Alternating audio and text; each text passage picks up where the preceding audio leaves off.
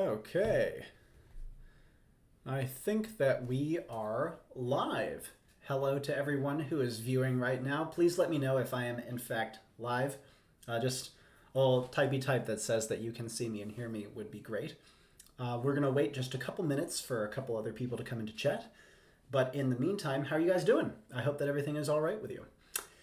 I have just pinned a Google folder that contains every single build submitted to me. These are the documents, whether PDF or Google Doc, that were shared with me originally. And hey, good to see you, Christopher. And so let me know if you can access that okay, because I'm going to be asking people to follow along for themselves in that document as I'm going through builds.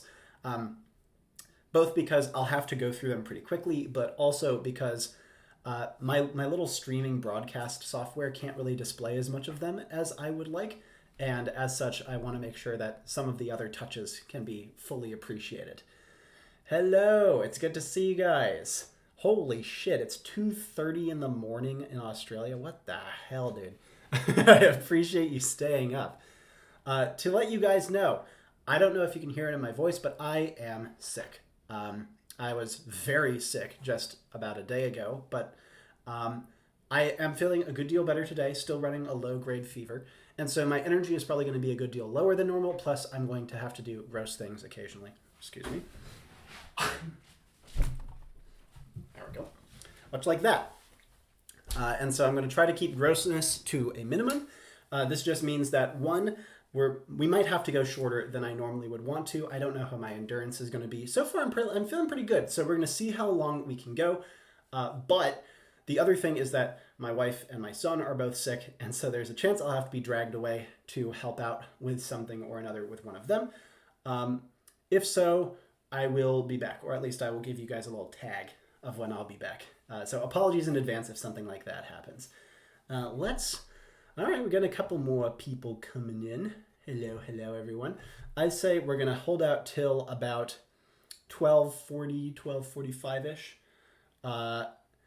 And then we're gonna jump into it. In the meantime, how are you guys feeling? I hope none of you are sick, and I hope that you're having an enjoyable day today.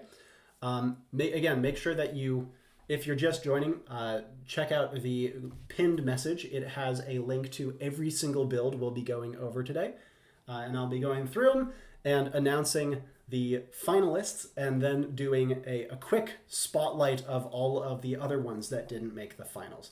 So your build will get some screen time no matter what.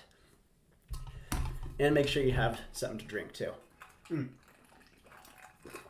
Particularly important in my particular case. Wow, my mic is all the way over here. Excuse me. If you couldn't hear me very well, hopefully you can hear me a little bit better now. Let's see. Yeah, I'm quite excited to go through it today. It took me several hours to make the final decisions just because there was some really fierce competition. You guys had some really great ideas. And I'd say every single build had something I liked in it. You know what I mean? And so when I go through at the end and we kind of discuss all the ones that didn't quite make the finals, I will be making sure to specify what exactly I liked out of each other build. Man, I'm sweaty. Bye-bye, sweater. All right. Excellent. So where is it? Okay, it's 1832 over in Europe. That's not too bad. Much better than poor Christopher out in Australia. Excellent. We got a couple of people in that time zone here. Yeah, I don't know how common military time is elsewhere, but in America we just say 6:30 p.m. This is something my wife sometimes refers to things in 24-hour military time as well. All right, we got 9 viewers right now. I think we're just going to wait a couple more minutes before getting started.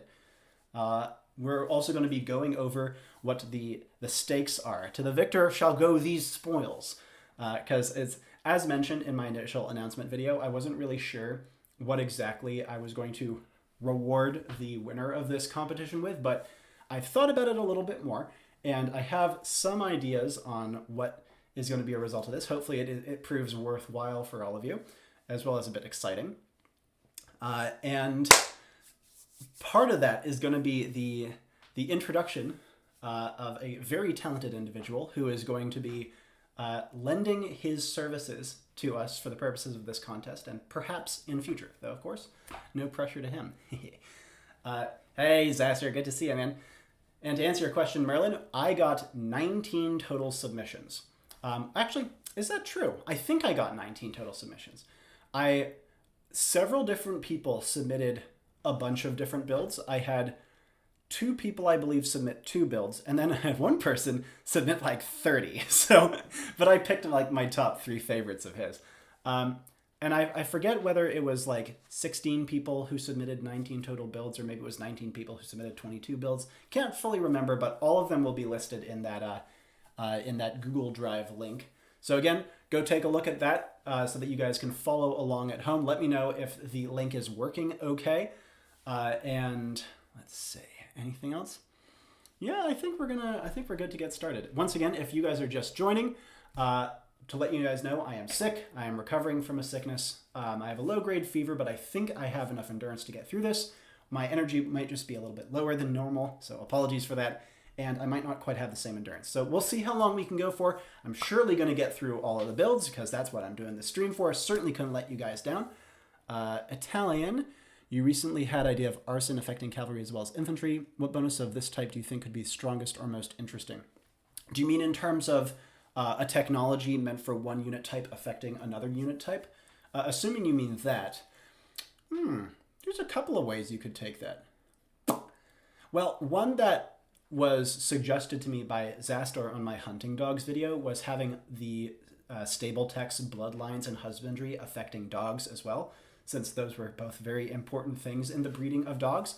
And it did, like, my hesitation was it meant that the dog was connected to 3 different buildings, the town center, the barracks, and the stable. But he really convinced me that it was quite a good idea, and that it had not only the historical theming that made it like a sense-making bonus, but also that it really took the unit in a very interesting direction where it is so connected to so many different types of building out there. I liked that quite a lot. Docs work as intended. Thank you, DVCoast. I appreciate you letting me know. All right, guys, you ready to go? Well, without further ado, I present to you Ravi Lava's first ever Theorycraft design contest. Woo! And there is much rejoicing. Yeah, like I said, it was tough going through all these submissions and making cuts. There were 2 heartbreaker cuts in particular I will get into a little bit later. And we're going to start by showcasing the finalists and giving you guys a chance to start the voting process. But then we're going to showcase all the other builds who didn't quite make the finals because there was quite a lot of them.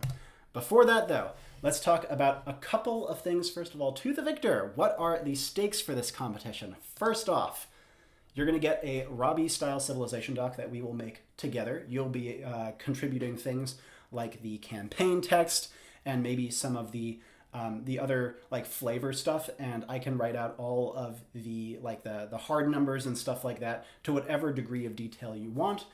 It'll be a collaborative process, but you will also get a custom-made ensign as well as unit icons and similar. I'll be making like a bonus box and a tech tree like I do for all of my videos as well. You're going to get a short showcase vid. Obviously, we won't focus as much on the history because either it's a civ that's already in the game or it's a civilization that I've already done. But I will certainly be going into depth about some of the unique qualities of your build, reviewing it like I do mine, focusing on playstyle, stuff like that. And if you'd like, you can contribute to writing that script alongside me. And lastly, art. Yes, indeed. It's time to say hello to our good friend Merlin Cater. He is a viewer of the channel, a very good dude, and a very talented artist. Here are some of his pieces on his Instagram. I don't know about you guys, but to me, this looks very reminiscent of the style of classic AoE2 campaign art, like in the slideshow presentations. And so because of that, you will have access to a commission from him that you get to choose what it depicts, ideally for one of your campaigns that you choose for your build. Also, I'd highly recommend you guys go and follow Merlin on Instagram. I'm going to be putting his Instagram in chat. Absolutely go and follow him. He's an incredibly talented artist, and with luck, we'll see him more on the channel in future. He's also just a very, very decent guy, and really wanted to be a part of this process from our discussions. And so it seems like a great way of introducing him to all of you guys and his very talented artistic style that I think, again, meshes so well with Age of Empires. Before we move on, hi there, Bjarke, good to see you. And Alchemist, good to see you too. I'm really glad you like the channel, my friend. I think we're ready to start with the finals. You guys ready to go? Are you ready? All right, the first of our 5 finalists. Oop, did I say 5? I meant 3. Let's go. Is going to be Tomasz Stanek with his build for the Bohemians. Yes, indeed. Let's go and take a look at his civilization document. So I'm going to give a quick overview of what he has here. And again, I'd encourage you guys to go and follow along through my linked Google Drive at the top of the chat. So Tomasz starts his build by discussing why the current Bohemian build does not work very well from a historical perspective. He has quite a lot of knowledge about the era, and to like vaguely summarize what's going on, his criticisms are largely that it's very simplistic and tends to focus overmuch on the whole Hussite thing rather than Bohemian history writ large. He specifically has a lot of criticism about the Hussite wagon, how it's very iconic and sure, very cool, but it's really poorly implemented in game and kind of a disaster for balance, and how the Hofnitze in its current state is really tricky to balance. Now, here's what he has reworked things to. Oh, and also he says that he hates Wagenburg tactics, which is fair play, man. So, his rework of the Bohemians, a gunpowder and monk civilization. First bonus, villagers can drop off resources at houses. 2, villagers in line of sight of gourds work 50% faster starting in Castle Age. My gourd unit, wouldn't you know it? Third bonus, monks benefit from infantry armor upgrades. Fourth bonus, villagers and infantry benefit from sanctity and fervor, so an expansion of the current one. 5, chemistry and hand cannoneer available in Castle Age, same as we currently have. Unique units. So I won't be able to pronounce this first one. Tarasovi Strelec, I think. I know that R is awful, and it's like R and J together. R, I think. Strelec. Can't quite get it. And it's a unique hand cannoneer. Then he also still has the Hofnitze. His unique text, town privileges make it such that town centers can train villagers for 50 gold. Food-bought villagers and gold-bought villagers may be trained at the same time. Very creative. And then jus regale monatorum. Villagers can drop off gold and stone at gourds and castles. They drop off 10% more at gourds and 25% more at castles. And team bonus is, I believe, identical. Markets work 80% faster. So his justification for these bonuses is honestly fantastic. If I went into all the detail I'd like to go into, it would be quite, like, we'd be here for a little bit of time. So I'd like you guys to go and take a look before you make your decision on voting. In summary, he is trying to give a more comprehensive look at Bohemian history, besides just the kind of boilerplate Hussite stuff that we see in game right now. And as mentioned, he incorporates stuff like my gourd building, which of course, no bias there. I certainly didn't influence my decision to put him in the top finals. But I found that not only were his justifications extremely compelling, but actually, before I go into more detail, let's take a look at his unique unit, because the way that he's handled his unique units is very interesting as well. So, Tarasovi Strelec. Tomasz, I see you in chat. Tell me if I'm butchering this. It is much like a hand cannoneer. However, it costs wood instead of food. It has a good amount of melee armor and a bonus versus cavalry, a fairly substantial one, as well as infantry. But it has much lower attack. So it's a different type of gunpowder unit that is trying to reference the famous Bohemian-like ability to rebuff cavalry charges with gunpowder that we all know and love, but done in a different way. I think it's fairly clean, and a gunpowder unit that's good against cavalry is something the game doesn't have. I like their big shield, too. I think that's quite cool. Secondly, his take on the Hofnitze is very unique. He actually has it replacing the Mangonel line. So it's available in Castle Age, and it actually has stats more similar to a mangonel than to a bombard cannon. In fact, they're much more similar. So it really is serving a completely different role in your army than the current one, and one that is much more fitting to history, because Hofnitze were field cannons, not siege cannons. Excuse me. If you're just joining us, I am sick. Apologies for grossness. He has a couple of general tech tree changes, but his general theme, let's let him say it in his own words here. My goal with this rework was to keep the Bohemian army structure as unique as it currently is while giving them more versatility. Bohemian military tactics, and especially Hussite tactics, were highly adaptive, so it felt right to give them more options in army structure while making their unorthodox transitions easier for the player. It's not just Bohemian military tactics that were highly adaptive, but also the society as a whole, which underwent many rapid changes in the Middle Ages, from a tribal society to a feudal one, from a society of empowered cities to the Hussite revolts. I tried to capture this feeling, mostly with new eco bonuses and techs, and tried to make each age feel unique in playstyle with a whole new dynamic. It was also a part of my attempt to de-Hussitanization of this civilization, as there's far more to Bohemian history than just the 15th century. Amen. He also goes into some detail about some scrapped concepts. He has suggestions for scenarios and campaigns. In fact, he has incredibly thorough details of how he'd want to see a campaign handled, and not just one campaign, several campaigns. I think that they look brilliant, and it's clear that he knows his stuff, which, if you know Tomasz, you know he does.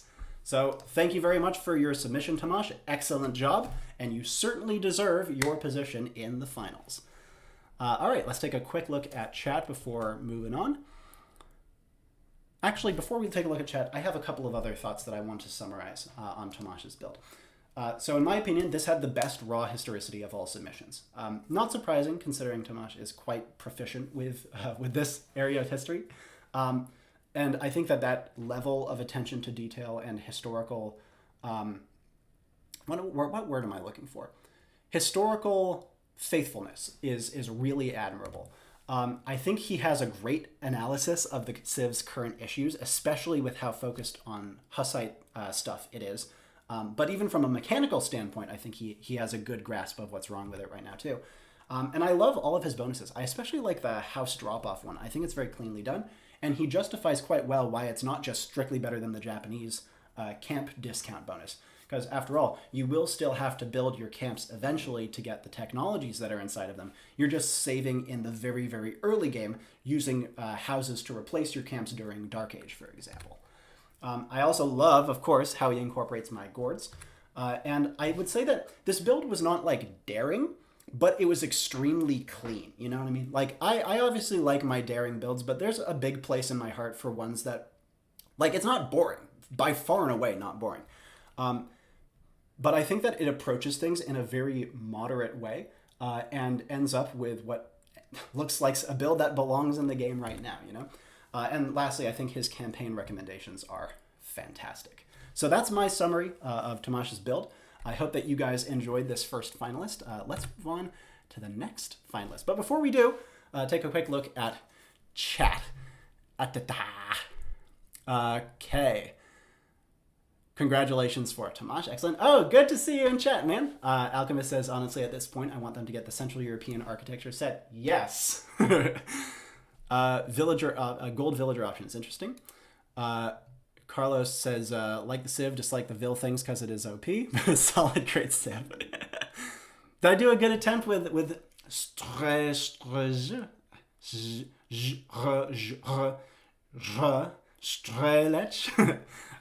I might get it eventually, Tomasz. No promise. No, you didn't miss your whole civilization, man. Promise. Christopher says, I like how much info he has. We're all very passionate about games and history, but have few opportunities to express it. Absolutely. Bjarke says, I feel kind of embarrassed about my contribution. This layout looks so good. Don't be, man. Like, there were so many different, like, layouts and submissions given to me.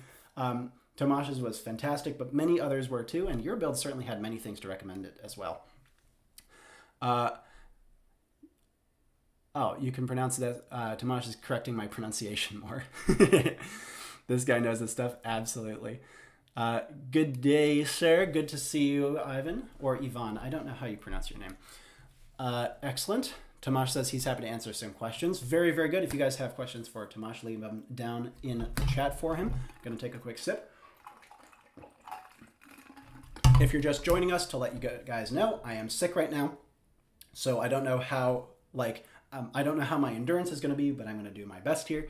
If you guys want to follow along, which I'd highly recommend you do, check the pinned comment for the drive link containing all of the builds. Like I said, I'm going to have to blaze through these pretty quickly, so I want to make sure they are done justice by actually reading them. So make sure you give them a more thorough look to whatever degree you deem necessary. On to finalists number 2. Rowan Drake with her build for the English. Da, da, da, da, da, da. Nicely done, Rowan. Let's move on and take a look at your build. So, Rowan gave me a very thorough document talking about her own upbringing in England, specifically in the Welsh Marches, and how she does not necessarily think that the English have been done justice in the game currently as Britons. It's a very narrow slice of history, while her build more focuses on the post-1066 England as it would become to be known. So we're talking everything from William of Normandy up to effectively Elizabethan times. Remember, the AoE2 relevant time frame goes right up until 1600 AD. The Noryang Point scenario is at 1598. And that means that Shakespeare technically falls within the AoE2 relevant time frame. And an English build that she's trying to represent here is trying to do a better job of encompassing later Britain rather than just focusing on early Britain, as well as being a more precise slice of the history, whereas the current Britons, they're kind of a lot of different civilizations all bundled into one, including the Welsh, for example. So, as with many other great builds, she submitted a lot of cool aesthetic details. I really liked her summary of the coat of arms and the different wonders. I think Tower of London, you got to go with the Tower of London, man. Some campaigns as well. I liked quite a lot of these campaign ideas, especially I thought that her suggestion of a Warwick campaign where you're kind of king-making during the War of the Roses, that was fantastic. Brief pause, excuse me. And of course, I think Elizabeth I is a great option, but of course would be very tail end of AoE2 relevant time frame. So in summary, Rowan, thus far, just on the aesthetics front, is covering pretty much all the ground that I do in normal videos, but then she gets into something a lot more exciting. The Longbowman becomes a regional unit for the English and a hypothetical Welsh civ, replacing the crossbow line from Castle Age onwards, much in the same way that winged hussars replace normal hussars. Because of this, the longbow and archer range will be less of a focus in this build. This version of the Longbowman would have slightly less range than the Longbowman does right now when maxed out, but still will have distinctly more than average. The civilization bonuses, however, get pretty interesting. Bonus the first. A free fishing ship with each dock built. Very useful. Britain is known for its fishing economy, and as such, having no fishing-related bonuses in the original build feels very, very weird. 2, foot archers have +1/+2 attack versus cavalry in Castle and Imperial Age. Very makesensical. We all know about Agincourt, and more broadly, the longbow was very, very effective versus horses. 3, shepherds generate gold in addition to food. Sensible. Britain obviously has a very prominent wool economy. 4, castles are 10% cheaper for each previous castle built, up to a maximum of 40%.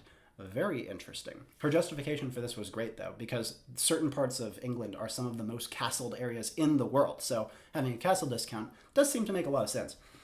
And 5, warships and trade ships have bonus speed, armor, and attack in Imperial Age, representing England's transition into a thalassocracy, which would obviously, it would really step into those shoes outside of the AoE2 relevant time frame, but it was starting to do so towards the tail end.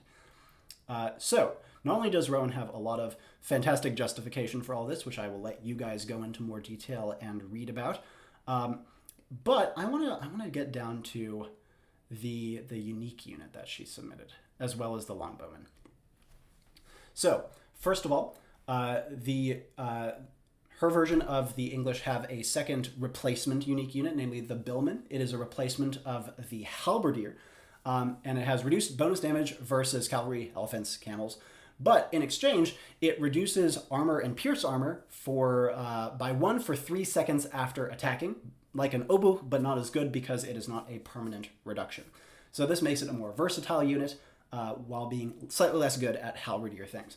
The bill is arguably the most iconic of all British weapons after the longbow, so seeing it represented like this feels very, very good to me.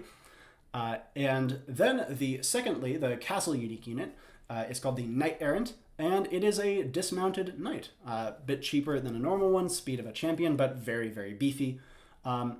They don't take bonus damage from halberdiers because they're not cavalry, but they do from infantry.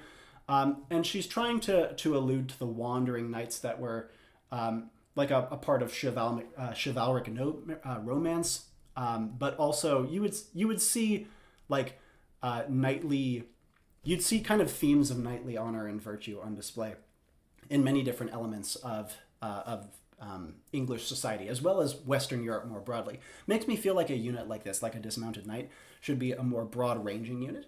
And I would personally say this is the weakest part of the build. That being said, I want to end off strong with the unique techs. These are my favorite part of this build, and I'll get into a little bit later why. First of all, Castle Age. Royal Forestry. Trees last 25% longer. Mwah. Perfect. Great theming. Forestry and forest conservation was a huge part of medieval England. Even I knew that. And it synergizes incredibly well with both the archer focus and the ship focus. Because obviously you have finite wood on most water maps. And so, beautiful. I love this tech. Imperial Age Magna Carta. So famous. Of course this should be part of the build. All buildings within 8 tiles of at least one of your castles work 10% faster, including resource drop-off rates. It works like an Age of Mythology pharaoh.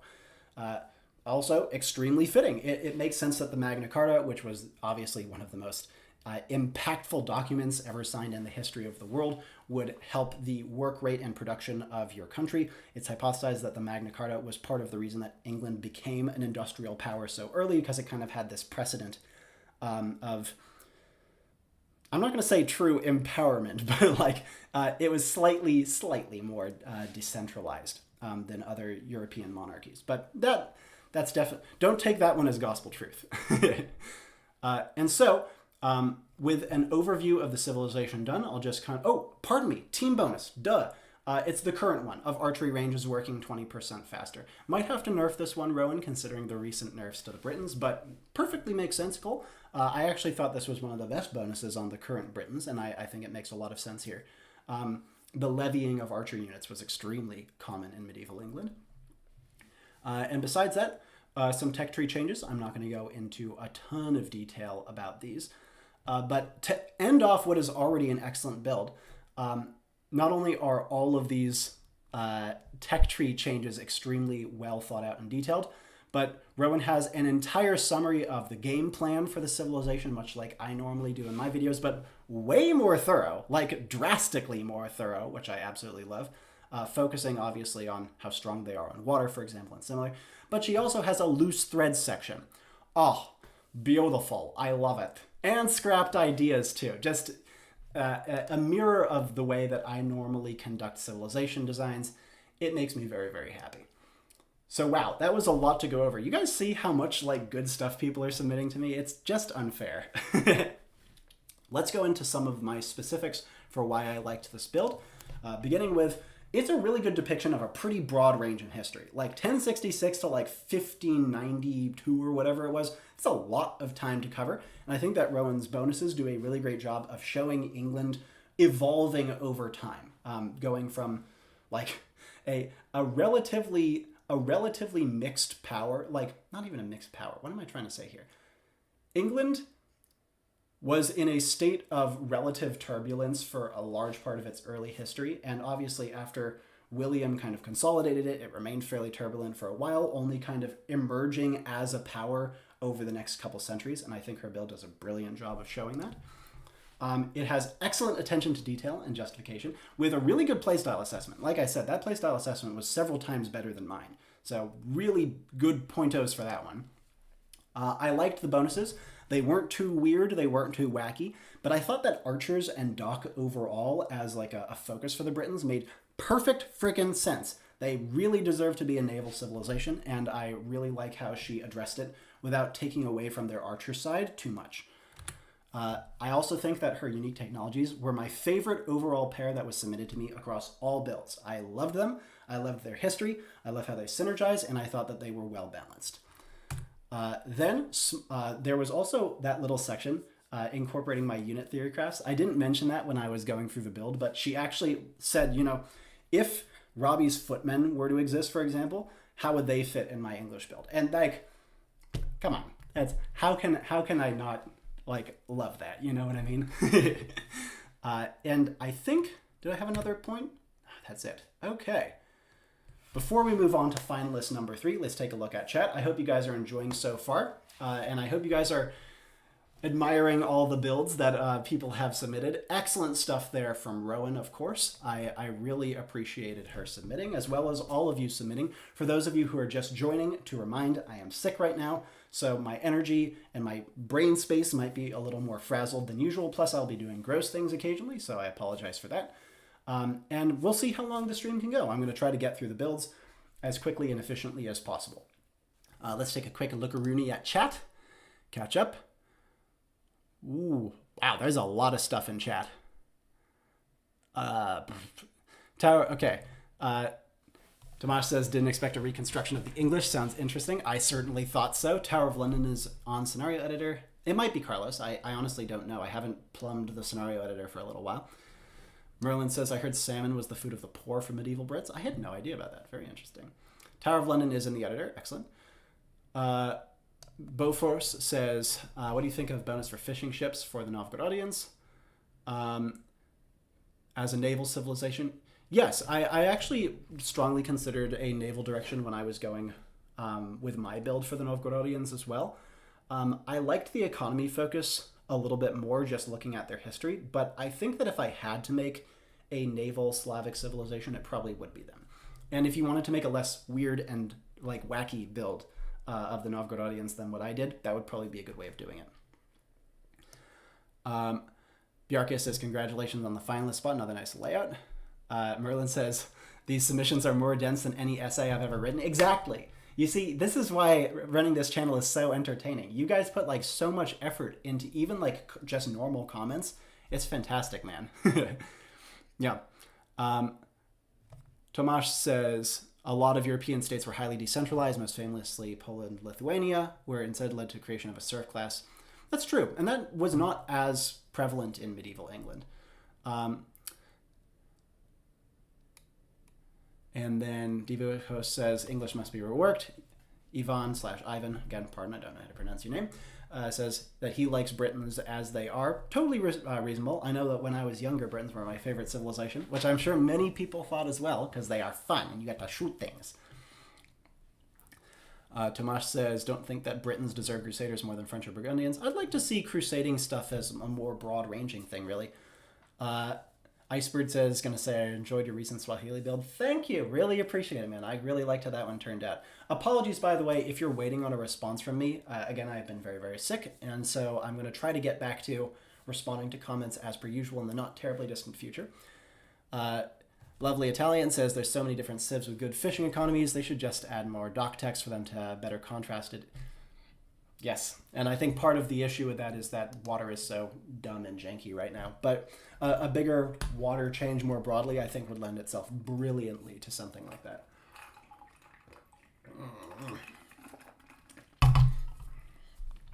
Okay, are you guys ready for finalist number 3? Number 3, let's do it.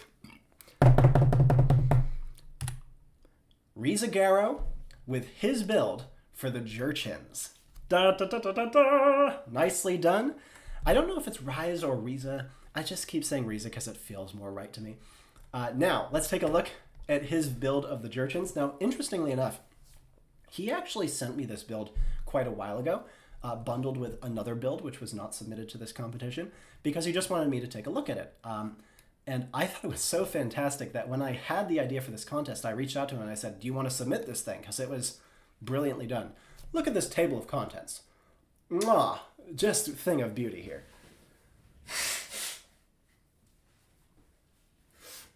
Pardon me. So as you guys marvel at the table of contents, let's move on to this slick-ass looking civilization card. Like, obviously, I use the older style of civilization card for my builds, but wow, this looks really authentic. And he already has all the information on the civ right here for us to enjoy. Let's go through his design. The Jurchens, a cavalry and archer civilization. Bonus the first. Mills cost only 25 wood and have +3 line of sight. Very strong. 2. The first mill constructed spawns 2 reindeer next to it. Wow, I love that. I love that design so much. 3. Stable technologies research 80% faster. Very sensible. 4. Arson also affects all mounted units. Obviously, I did something similar on a recent one. I promise I didn't just rip him off, but it is a very good idea. Unique unit is the Iron Pagoda. We'll get into that a little bit later. And their unique technologies in Castle Age, Guaisema, similar to what I did in my build, but in this case, it makes Step Lancers and Iron Pagodas attack 50% faster. Wow. And Imperial Age, Manchu Archery. Archers and Cavalry Archer lines gain +2 attack.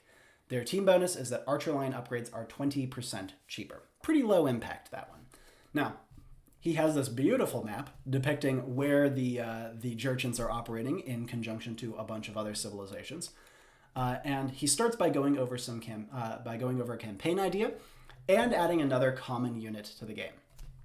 Now, this would be available to the Chinese and Jurchens as a pre-upgrade to the hand cannoneer. It is the Fire Lancer. Yeah, look at these beautiful depictions.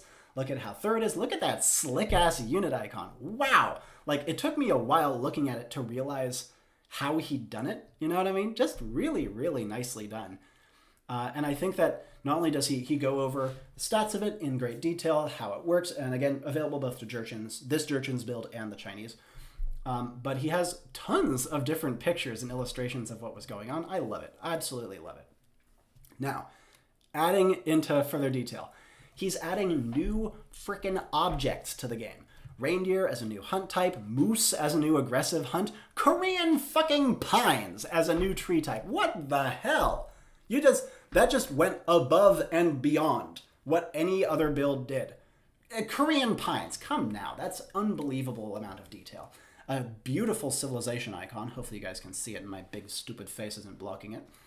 Has flavor text for the civilization, goes into detail on the history behind all of the civilization bonuses. Just beautiful stuff. Again, I really loved his reindeer herding bonus because it turns out reindeer herding was pretty common. And he has this right here. Jurchen itself means reindeer people. And so a reindeer herding bonus makes me feel dumb for not including that in my own build. You know what I mean? And that's a good sign for a build to me.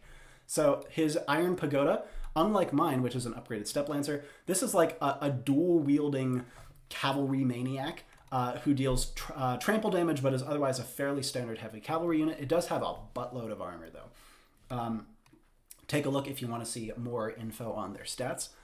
And I believe this build doesn't have the night line. Correct me on that if I'm wrong, but I believe it doesn't. He gives more detail on his unique technologies, focusing, on like a bit of the history and the effects and how it kind of translates together. And once again, just got to comment on how clean his presentation is. Incredibly slick. I love the background. I love all the pictures. Focusing on lacking units, lacking text. Oh no, they do have the Nightline. They're missing Paladin though. Okay, so they have a couple of different heavy cavalry options, which makes sense because you're not going to be making Iron Pagodas immediately for a night rush or anything. Goes into detail about history, language, architecture, AI player names, which I didn't do in mine, of course. Hey, Linji Temple, that's what I picked as well. Woo-hoo. And then he also rounds it out with some design considerations and even credits me as an inspiration. What a guy. So nice. I love it. So, Rizagaro, fantastic job with this submission, my friend. Let's go over some of my favorite things about it. 1, the graphics and the presentation. Those unit icons were sick. Like, just the amount of eye candy in this presentation was insurmountable. Just unbelievable stuff. It also was, like, kind of similar to my build, while still being very distinct. Like, it focused on different elements of their history in a very, very interesting way, which I thought was just aces. I also loved how thorough it was. Like I said, you add frickin' Korean pines to the game. Bah, what the hell? That's unbelievable. Like, that's the sort of detail that I aspire to achieve in my builds. Now, the regional Fire Lancer is also a high point for me. I think that's one of my favorite additions that he made. I'd love to see something like that. And in fact, I did ask him permission to kind of steal this idea in future. So you're probably going to be seeing this from me on this channel in the not too distant future. I thought the Iron Pagoda was pretty cool, pretty well done. Oop, actually, don't go yet just yet. I would say overall, my biggest issue with this build, if I had to choose an issue, like the presentation, the history, everything was so beautifully done. My biggest issue is that I felt like some of the technologies and the bonuses were a little tepid. Like especially the Imperial Age one felt a little meh to me. And I thought the team bonus was a little on the weak side. That being said, that's counterbalanced by other elements of the build, like for example, the reindeer spawning being just so sick. And so this build was absolutely dripping with style, and I think it 100% deserves a secure spot in the finals. Excuse me, gotta be gross for a second.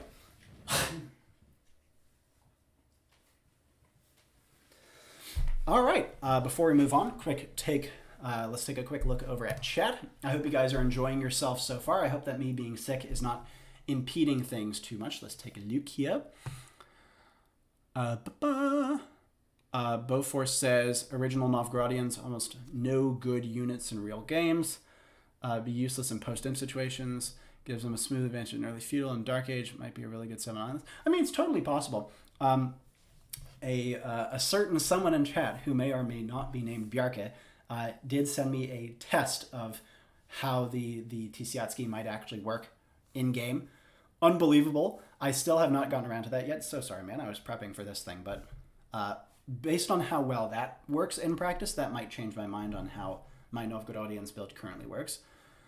Tomasz says my submission was so dense because I wrote it while procrastinating from writing actual essays. A man after my own heart. Some more talk about Crusaders. Congratulations. Hospitallers. Crusaders are my favorite parts of the Middle Ages. Yeah, super cool. Iron Pagoda looks awesome. Presentation S tier, 100%. Okay, and then some more talk about Crusaders. Very, very cool. All right, friendos. Yeah, of course, Bjarke, I'm going to give you a shout out. Your stuff is sick. Let's move on to finalist number 4. Because remember when I said we're only going to have 3 finalists? I couldn't do it, guys. I could not make the cuts necessary to only have 3 finalists. So we're having 5. And we're going to, because I mean, 5 things in a poll isn't too many, tick boxes to have included. So we're going to do 5 finalists and then shout out the rest.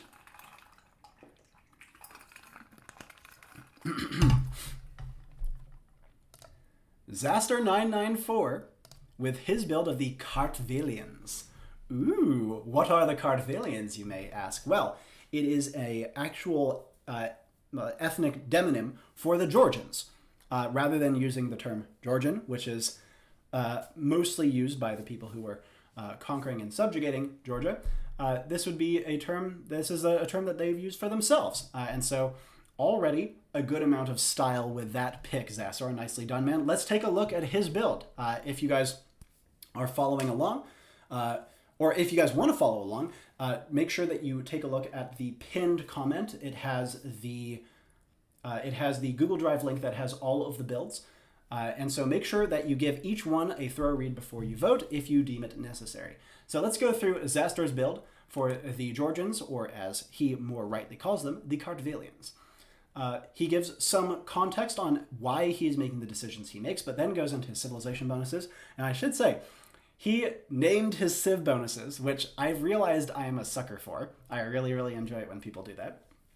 I didn't think it was like a thing I would like this much going in. First of all, winemaking tradition. Forage bushes give plus 40% food, and 10% of their food becomes gold. Very, very nice.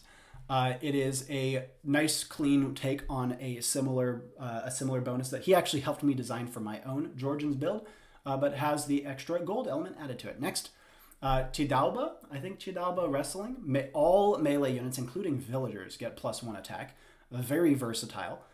Mountain Warfare. Elevation damage reduction increases from 25 to 35%, and plus 1 range when attacking downhill.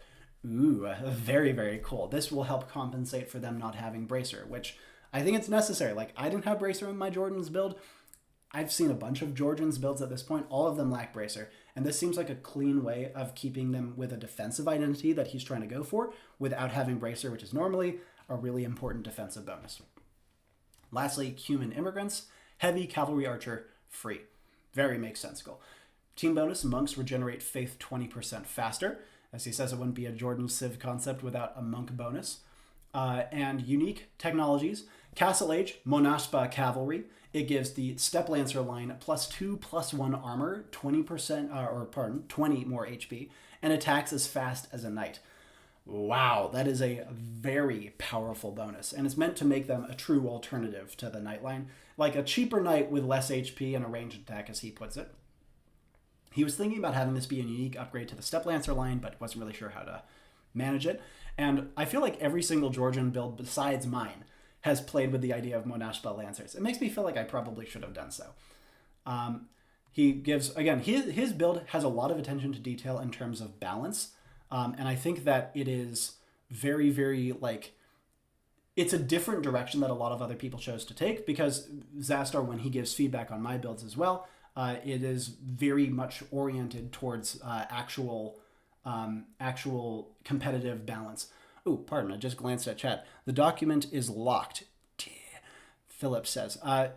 Is anyone else having that problem? If so, let me know, and I can try to reshare it, because I want to make sure you guys have access to the doc in full. So let me know in chat if it is locked for you. Imperial Age technology, Legacy of the Builder. Buildings built and repaired 40% faster. Buildings cost 20% less to repair and 20% less wood to build. Very expensive technology too. Obviously, this is him going for a more defensive-oriented bonus, and it's working with their expansion in the later Middle Ages. It's going to help with forwarding, and it kicks in too late to be a real economy bonus. I think it is a very interesting way of approaching it. I think that the wood cost might be a little too high for my personal taste. Oh, pardon me, Hans. Yeah, I'm actually very sick today, so I hope that doesn't detract too much for you guys. Okay, and he mentioned not wanting to reduce the stone cost of buildings per detonates. So, unique unit, Tazraeli, similar to what I have, but instead of mine being a cavalryman, his is a generalist infantryman. It is actually healed twice as fast inside buildings and by monks. I also had like a healing-oriented bonus on my build, which I find interesting. It has bonus damage versus cavalry and camels, and it is quite resistant to conversion. He has comprehensive stats for both it and the elite upgrade, as well as some details on the actual history behind it. But then he has a second unique unit. This is a barracks unit called the Kevsur. This is a trash unit. It is quite weak and has quite low attack, but it does a lot of bonus damage against buildings and is fairly fast to build. It also is tankier and does more damage while within 3 tiles of a forest or cliff. There we go. That's a little bit of spice in here. Now, I had no idea about the history about this, but here's his justification. At first, I didn't intend on having this build have 2 unique units, but everywhere I went, I read about the fierce guerrilla warriors of the Kevsureti region, but that didn't really fit what I had in mind for the castle unique unit. I thought that was a very interesting direction to go with the civilization, and makes them not just a dirtily nonsense build that does nothing besides sit back and wait for people to come to them in Imperial Age. It gives them this really good raiding unit that's trash as well, which I find extremely interesting. So, and they benefit from supplies and gambesons too. Nice. Always like that. Much weaker against all other units, so they're not very good in trash wars, which makes a lot of sense as well. Has some tech tree options, and he focuses on a couple of things like, for example, them missing guilds because they were not a huge trading crossroads. He also, and this is another thing I realized I'm a sucker for, gives them a new architecture set, namely a Caucasian architecture set with a proper monastery, for example, being an important focus. He specifies that it could be shared with a couple of other builds, with exception of things like monastery, and excuse me. Let's see, other focuses. Yep, some language notes, a good game plan summary, and ends it off with an all-around overview of the civilization. You'll notice that the presentation on this one isn't nearly as flashy as a lot of the other builds, but I think what it lacks in style, it makes up for it in substance. Here's some of my favorite parts about this particular build. I think that this is the best competitively balanced of all the submissions I received. I don't think this build would be broken, nor do I think it would be trash. I think it would actually be quite decent on a number of different game modes. And I think that it's very easy to make the Georgians like this late game defensive elite do-nothing civilization, kind of like the Saracens used to be. And so seeing them taken in this different, more dynamic direction was really interesting for me. It's a very elegant design that has rather understated bonuses that I think have a lot more impact than they might look to be on the surface, and never goes like too overboard. Even the Kevsur unique unit I think is strong and interesting without being anywhere near too weird or too broken by any means. I love the bonus range downhill thing. So just me, or might that be a fitting mechanic for everyone? Maybe. We'll talk about that sometime in the future, I'm sure. And I love the native demonym. That's a very good touch. Cardvelian rather than Georgian. Makes me want to change my build to add that in. And like I said, yeah, the Kevsur was really intriguing. I'd say that it getting better near trees and cliffs was probably the weirdest thing that Zastar did with this build. And for being the weirdest thing he did, it's still like not too weird. I could totally see a bonus like that being brought to play in game in the not terribly distant future. Like, because we see the game right now taking more risks than it's ever done before. And this seems like kind of a natural next step to take it in. And lastly, new architecture. I've realized that I really love new architecture sets, and I think that he did a great job of implementing his and giving some general overviews for it. And so overall, I think that Zastar did a fantastic job. I mean, he's always a great designer. He gives fantastic suggestions to my own builds. And seeing him take his own crack at something, I found not only very fun and satisfying, but also he really showed his attention to detail and his balance-oriented mind with how he approached this one. Okay, take a big sip.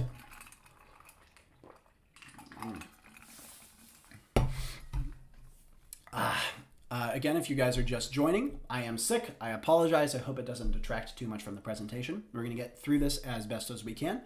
I have the Google Drive with all of the submissions linked at the top of chat. Open it up and follow along if you wouldn't mind, to make sure that you can give the full attention to detail that I won't be able to give with my more rough overview of all of these submissions.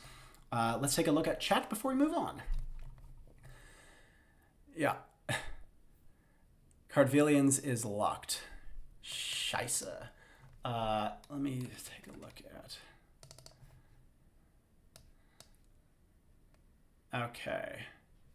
Okay, Zastar, if you... I don't know if it's fixed now, but thank you for taking a look at it. Can you open it now?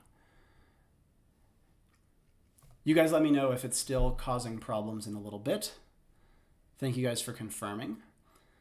Han says, hope you get well soon. Thank you very much. Colby and Teresa says, plague mechanics in Age of Empires when? That's a very interesting idea. I could see tackling something like that in future. Marilyn confirms not anymore. Nice. Thank you very much. And appreciated, Zastar. I'm sorry that I kind of sprung this open access thing on everyone. I didn't think it would encounter problems like this. So go take a look. Go take a look at his build. And let me know if any other builds end up being locked. Okay, and then let's see. Yvonne says, Caucasus DLC is a must. Totally agree with you, man. I think it's one of the major missed opportunities left in the game, along with, to me at the very least, East Africa, especially like, or generally like Africa more broadly. Africa, a little more Mesoamerica, and East Asia, I think are the big missing opportunities from a more conservative perspective, along with the Caucasus. Okay, let's move on to finalist number 5. 5 now. I gave a brief flash, oopsie, of them just now. So without further ado, let us take a look at David GG with his build for the Persians. A rework proposal. So, like many other people, he leads off with history, in this case focusing on the fact that Persia had an incredibly broad-reaching time frame, and he's going to try to cover as much of it as possible. He starts with some flavor, including a new architecture style. Yeah! He says, or specifically with a unique town center for each age, which I think is very cool. And I love all of these beautiful architecture examples that he has for us to work off of. So already off to a strong start. I've learned more and more that I am an absolute sucker for architecture. He gives some more details like language, wonder, campaigns, and similar. Focuses on a couple of their major themes, including their great farming economy, good trade, cheap conscripts in wartime, heavily armored cavalry. On to a summary of his build. The Persians, a cavalry and levy civilization. Civilization bonuses. 1. Town centers support +5 population in feudal, castle, and imperial age. Sensible. 2. Town centers work faster for each farmer nearby. +2% each for 15% maximum. Very, very strong. Counterbalanced by that first bonus being definitely less powerful. Third bonus, foot soldiers cost -50% gold in Castle Age, -100% in Imperial. Ooh, now that's what we're talking about. That's some spice for you. And yes, his tech tree does accommodate for this. Fourth, can upgrade the battle elephant to the war elephant, a good way to keep an iconic unit as part of the build. 5, battering rams move faster, based in Castle and Imperial Age, 50% total. His unique unit is the Aswaran, which is effectively a very heavy cavalry archer, also the war elephant upgrade. His unique technologies in Castle Age are Zen Tapep, which makes it so that elephants deal bonus damage against foot soldiers. And his Imperial Age unique technology is Spachbed, which makes it so that mounted units have bonus pierce armor. His team bonus is that trade units move a little bit faster. Maybe a little too small of a bonus, but we'll see. To give it some details on his unique unit, it is a very expensive but a very, very beefy cavalry archer. Honestly, I think that he does a great job of summarizing what it's good against, but it is largely speaking an anti-archer cavalry archer that has, excuse me, I got a hiccup. That has very good defenses compared to average. And it also has resistance to anti-cavalry archer damage. Wow, that's very, very nice. But that being said, it is very expensive, and you do also lack bracer. He gives some detail about the unique technology origins, as well as reasoning for his civilization bonuses, which make perfect sense to me. I love when people focus on that. Something I wanted to focus on with this build is the foot soldier cost no gold in Imperial Age thing. This is inspired because of the cheap cannon fodder soldiers called the Paigan. I think that it's a very cool way of doing it. And as he said, he wanted to keep the spirit of Commanderan and translate it into a more direct bonus. Because the trash bows are very, very fun. But they don't have hand cannoneers, so you can't get those as trash. And so pretty much this is just for your sword line, which is still capped at long swords and is not fully upgraded. And your crossbow line, which is again capped at crossbow and not fully upgraded.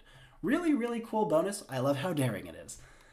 He gives a nice analysis of their economy, their archery range, pretty much all of the major parts of their design. He does focus on things like them lacking bracer and the last infantry armor upgrade, as well as key technologies like arbalester and two-handed swordsman. And so I think that he's done a fairly good job designing around that gold discount bonus, as well as he's made their siege workshop a good deal better than it is in the game right now, which does make sense to me. He does note, though, that their navy will be a good deal weaker than it is right now. Right now, the Persians have kind of a surprisingly good navy. And let's see, monastery, he also specifies that he doesn't give like anything too crazy for them, but he did give them sanctity, which they do lack right now. So a nice, good analysis of every one of their major buildings, a summary of their strengths and weaknesses, a nice play style analysis, and he ends it off with some uncertainties, which I also appreciate.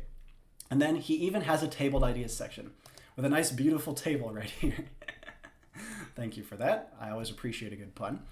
I really like a lot of his tabled ideas. I think they're very, very clean, especially like the armored and siege elephants instead of rams. I might have gone that direction myself.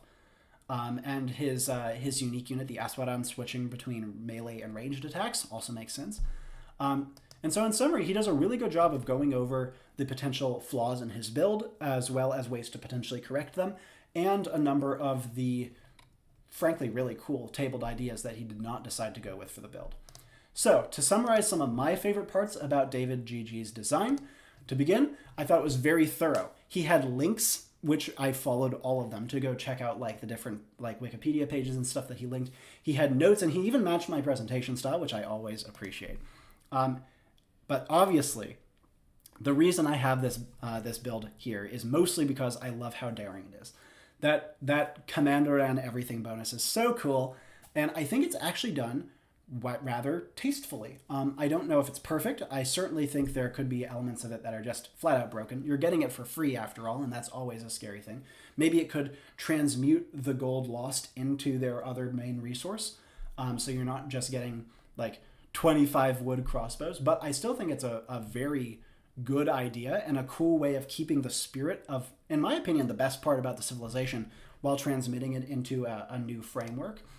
I think that the historicity of his bonuses were very good, especially the farming one. Like the farming around town centers, making the town center work faster. I thought that was aces. I love his unique unit. It's a rare example of a unique unit design that's rather simple and straightforward, but I still really enjoy it. Like, it doesn't do anything too different from what's already in the game, but a burly cavalry archer that is resistant to anti-cavalry archer damage is a great idea. And I think that by itself could totally belong in the game as we know it now. And lastly, I think it does a great job of paying homage to the original Persians while still introducing a lot of really cool new ideas and remixing ideas together. And I think that it's in that respect a rather respectful take on a remake of the Persians, because there's a lot of dumb things about that civilization, and I think he manages to make those dumb things, like, they might be broken in some ways. I have no idea how it would actually play out in practice, but they're certainly less dumb to me, and they feel a lot more interesting and exciting. And with that, we come to the end of the finalists. Now I'm going to, let's send this thing out. I have a poll for you guys. Shorten that URL. Copy. I'm going to pin this. Actually, I don't know if I should pin this or not. Maybe I'll pin it later, but you guys can begin voting on which of the finalists you would choose to win this contest. I'm going to have voting open for a week. So if you need time to think about it, as well as to give time to people who are not catching the stream and are watching in post, take all the time necessary to do so. Before we round off, though, I not only want to take a look at chat, but we're also going to showcase all of the other builds, at least in short. Follow along with the open access document if you want to take a look at them in more detail. I think they did brilliant. Like, there were so many really good builds that are not in the finals, and it kind of broke my heart. Like, I wish I had had excuse me. I wish I'd had a top 7 or 8 for sure.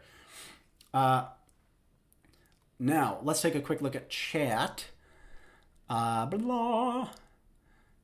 TC farm bonus is really innovative. Totally agree. Mississippian mound builder culture. Yes, I agree. That's a civilization I'm going to have to take a look at in future because I get it requested so often.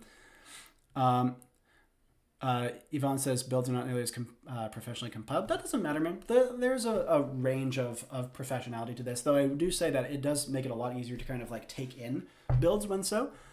Techs seem rather low impact. I think that the Imperial Age +2 Pierce Armor to all cavalry will be much higher impact than it looks. But I think that the Castle Age one is a bit weak.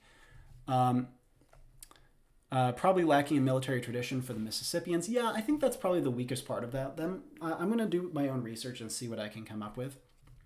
Not really sure if the monastery should be Zoroastrian. Goes a bit against much of medieval Persian history. It's true. I think only the Zoroastrian monastery would only really work if you were focusing pretty precisely on the earlier Sassanids, which Divikos ended up doing.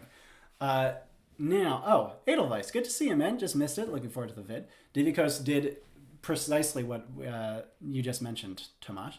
And Bjarke says, congratulations to all the finalists. Truly, congratulations, and congratulations to everyone who submitted. The builds were fantastic. Let's take a brief look at all of them. Beginning, pardon me, of course, cast your votes. Let's start getting the voting going. Take as much time as you need to consider. Again, it will be open for a week for those of you who are just joining. I am sick. Hopefully it does not detract too much from the presentation. To summarize the other builds, I'm going to be doing this as superlatives, focusing on my favorite thing or the thing that was most notable about every submission given. To begin, Yvonne Streetum, Your superlative is you get the Thane of Theorycrafting Award. This absolute mad lad submits these unbelievably thorough, detailed, long builds.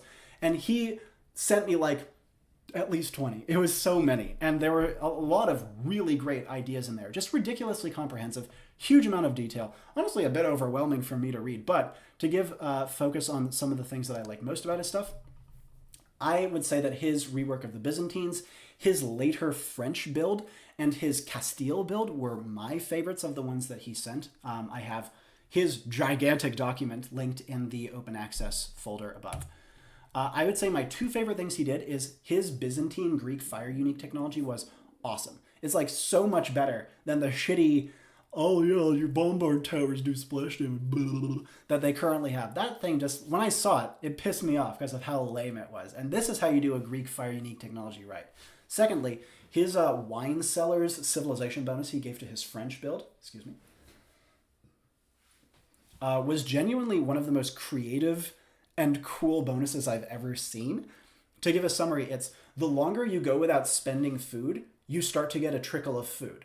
That's awesome. I love that idea, and I think it adds this dynamic layer to eco civilization, like to your eco side. And so, what can I say? Like, Ivan, you are a champ. Salutations to you and all of your awesome builds. And I don't know what to say, man. You overwhelm me with how much you have going on here. Diego Ramirez, he gets the award for Best Piggyback. He went directly off of my own Dutch build and just kind of picked and chose which parts he changed. He even fucking screen capped me in the presentation, which was very funny, like kind of stuck in weird positions as per usual. And so I thought that like the way that he kind of selectively adapted what I had already done, not always very flattering, but was rather clean, and no one else did that in any of the builds that were submitted. Then, Simbel Mina, he did a build for the Tamils. He gets the award for the best unit. Now, he submitted an idea for a domesticated elephant unit, which was almost like a villager elephant. Very beefy, like obviously not fantastic in combat, but such a cool idea and such a no-brainer. Obviously, like elephants were used in labor all over India. I just absolutely adore this concept. And to be honest, Simbel Mina's build here was probably like one of the last cuts I made from the finals. It was so good. But even though he didn't quite make it, the domesticated elephant absolutely deserves a shout out. Fantastic idea. I might steal it in future with his permission because it's so good. Next, Christopher. He gave a build for the English, and he gets the award for the coolest castle unique unit. He had an idea for a yeoman unique unit that was a bow and pike hybrid that can also gather resources. Wow, that's sick and very in line with history. Transitioning from pikes to absorb cavalry charges to shooting when they are far, and also being able to gather outside of wartime. Very, very clean design. I also thought his build was really daring. Like, it took some really interesting risks, and I also thought it was brilliantly grounded in history while being very different from Rowan's build. It wasn't like the two of them were just kind of rehashing the same ideas. So, excellent job there, Christopher. Other builds. Next one, Carlos Martinez Caballé. He gets the award for the most daring design. All right, Carlos, you know what you did. This absolute frickin' mad lad, first of all, gave a nomadic start with no town center but bonus villagers. He gave them trash Teutonic knights and no barracks. What the hell? That's just... Someone stop this maniac. I can't believe it. You also get the Best Memes Award because your doc was hilarious and very, very fun to read. Like, don't get me wrong, Carlos. Your ideas here were just absolutely whack and off the walls, but I admire it. I seriously admire it. And I think that there's a couple of these ideas that I'm like strongly consider for future builds. But you were even crazier than I would have been here. He did a build for the Hungarians, by the way. Next, Philip Babb with his Nipponese, a renaming of the Japanese. He has the best emission. People often talk about how, Japanese don't have trebuchets, but they never talk about how to compensate the Japanese for missing one of the most essential units in the late game. Now, Philip actually focused his build very closely around how to actually remove trebuchets from the Japanese. And I actually think his compensation looks quite feasible. Japan had a fairly in-depth amount of siege warfare during the Middle Ages, and he does a good job of compensating missing the cornerstone siege unit with a couple of other good offerings in the siege workshop. Next, Origin of Symmetry. Oh, Georgians. He submitted 2 builds, Swedes and Georgians, or Georgians, as normal non-sick people spell them. And he gets the award for Best Presentation. We've gotten some really interesting presentations, some like really beautiful, well-done ones. Origin of Symmetries take the cake. You guys got to take a look just for the presentation alone. They're so clean and sleek, and just the Civ ensigns are beautiful. He had great attention to detail. It's well-organized documentation. I could read those for fun. They also were very conservative, but like quite creative designs.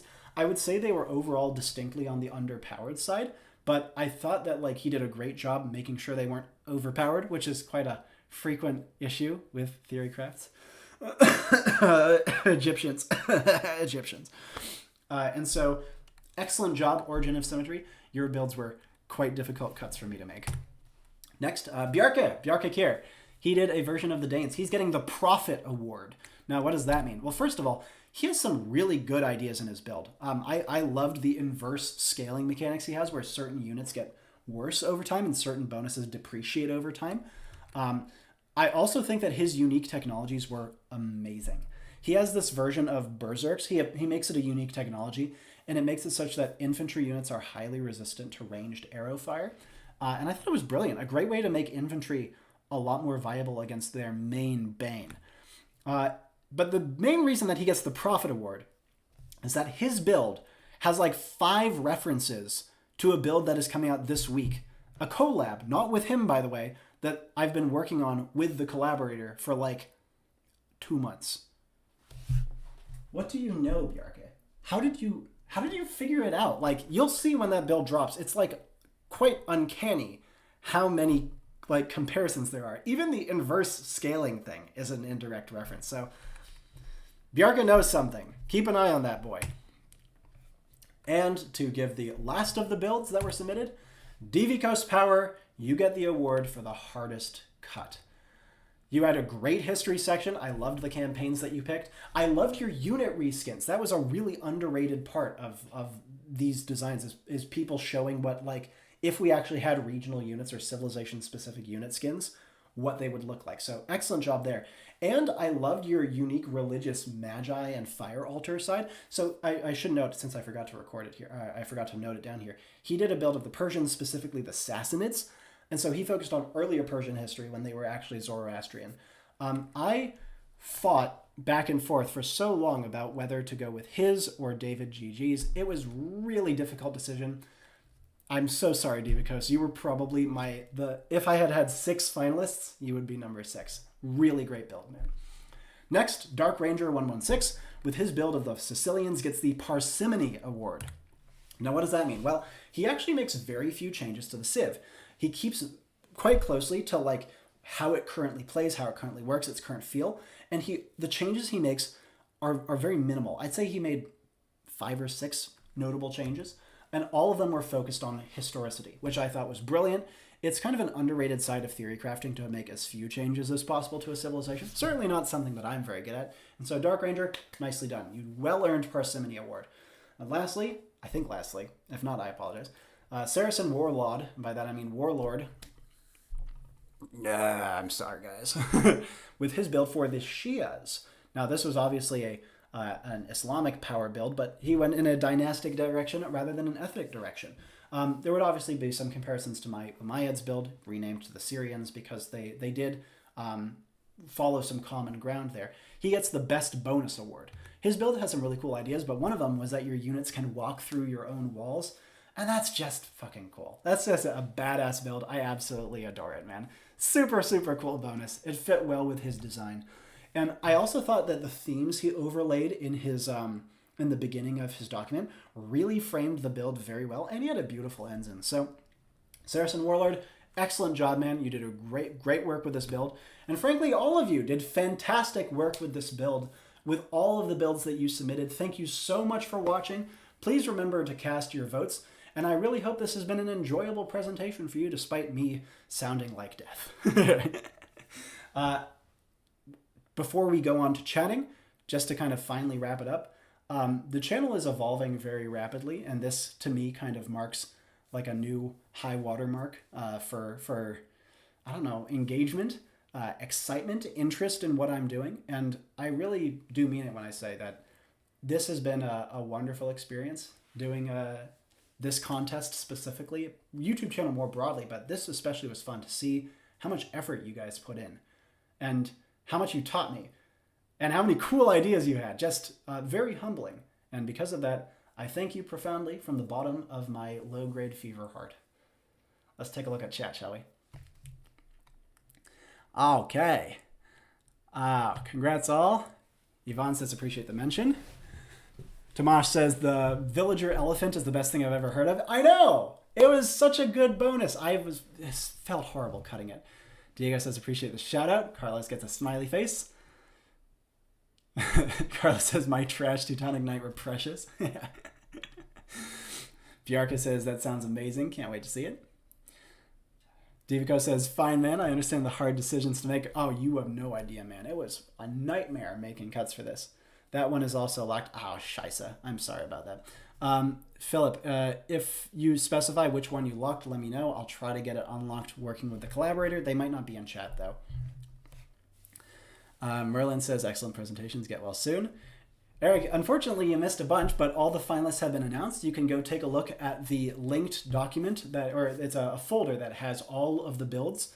I've also recently posted the poll on who is going to actually win. And so I'm going to make sure to put it in the description of this thing as well. Let me link it again. Let me link it again for you. I'll just do it again. Bam. There we go. Make sure you guys go vote after you take a read through of the builds at your own pace and determine who you think is most meritorious of victory. Edelweiss says, get well soon. Thanks for the amazing content. Blast to watch. Thank you. I really appreciate it. I'm kind of surprised how my endurance is right now. Like I feel the fever, but I have a good amount of energy, mostly because you guys are fun to work with. Biarca says it was fun. So nice to see the presentations. Oh, Rizagero, I was late. Covered my build already. Thank you. Of course, you made the finals, my friend. Make sure you guys go and vote. And yeah, right now, since my energy is okay, assuming you guys don't mind listening to my shitty, sick voice for much longer, let's chat. Do you guys have any general questions for me? Any topics you'd like to discuss? Any things that are on your mind? If not, we'll just hang out another couple minutes and then we'll sign off, all right? I'm going to take a little sip of water. Actually, while I'm waiting for questions to roll in, I'm going to run to the bathroom. Be right back. Pardon the dead air.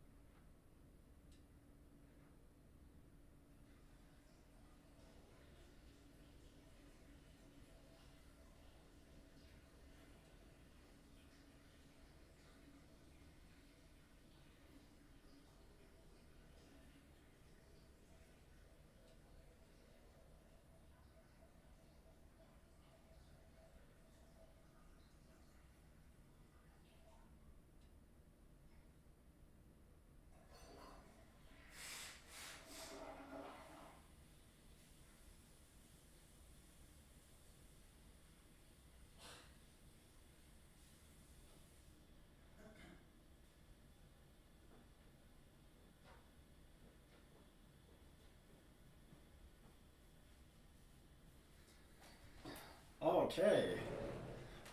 Pardon the away time, guys. Let's take a look at what you guys want to chat about. I think I'll also watch the stream again when it's done, if you know what I mean. Eric DW says, of course. Biarca says, so Robbie, Age of Wonders content. I love Age of Wonders. I actually learned recently through another YouTuber's community post that Age of Wonders 4, excuse me, 4 is coming out. What the hell? Like, it feels like yesterday at 3 came out. I'll be honest, Age of Wonders 2 sucked ass in my opinion. And 3 was like not quite my thing, but I appreciated the direction. So if 4 is like doing well, then maybe I'll try some Age of Wonders 1 content. I just don't know how many people would be actually interested in seeing it. If we get like a critical mass of Age of Wonders 1 enjoyers, Chad Age of Wonders 1 enjoyers, then I would definitely be interested because God, I love that game. Divico says, problem with Persians is their religion changed a lot between the Sassanids and medieval times. How do you put them together? That's a great question. I have a build coming up in the not too distant future that will talk a lot about religion and how ideally to make religious swaps in game more feasible. It will be part 1, however, because it's one of, I think it's actually my single most ambitious build that I've ever done. And yet even then, it covers less than like a third of the total ground I want to cover. So in summary, it's a question I will begin to answer in the not too distant future and will finish answering hopefully not too long thereafter, depending on how much interest there is to see the rest of it. Okay. Zaster says, thanks for the mention. Didn't expect to make the finals, especially with all the beautiful docs everyone else had compared to my tree of text. Couldn't really participate because I was making dinner while listening. No problem, man. I'm really glad that you got to listen along. And presentation does matter, but it's not everything. And I think that your like attention to balance and how well how elegantly your build was executed really allowed its strengths to shine through, even when the actual presentation was like pretty whatever. Like, but that being said, like you did have bullet points. Like I could understand what was going on. That's a big plus. Eric says, remember when I ranted last time about campaign AIs almost never fully upgrading unique units? Seems they actually mostly fixed since the last patch. Very good. I'm glad to hear the AI is getting better. Zaster says, heard some great ideas, going to comment on all. Elephant Villager, unique replacements for the Mangonel line, etc. are all things I really like. Tomash says, the same can be said about a lot of civilizations, though. A big part of them start pagan and end Christian, for example. Yes, this kind of religious transition is very, very common, and it's something I think should be addressed more comprehensively by in-game mechanics. Biarca says, yep, I've heard it too. I think 4 is going to be like 3, and I much prefer 1's style. Bingo. I mean, and it's not just because I think that the flavor was like pretty much right on the money in 1. Age of Wonders 1, that being. And because I love the music, oh, it's so good, and the sprite work. I'm a huge sucker for sprites. But I feel like it does a better job of feeling different, like a unique experience. I will never forget what it felt like playing Age of Wonders 1 when I was like 7 and 8 years old. Whereas Age of Wonders 2, I can remember how bad it was, and Age of Wonders 3 just kind of faded away into all the other fantasy RTS/4X grand strategy stuff. I'd love to see a return to form with more 1 style. Okay, Zaster says, I only just realized when this started this could include base game civilizations and not just Robbieverse civilizations. Oopsies. A very good effort regardless, man. Eric says, Elephant Villager. Now I really gotta rewatch this stream. Yes, Elephant Villager is so freaking good. Yvonne says, I'd love to see religion choices, add certain bonuses, and retract other bonuses. Precisely. I think that sort of trade-off is the main way to make it work and make it interesting. Like, let's say you're playing a civilization that, like so many, starts pagan and ends Christian.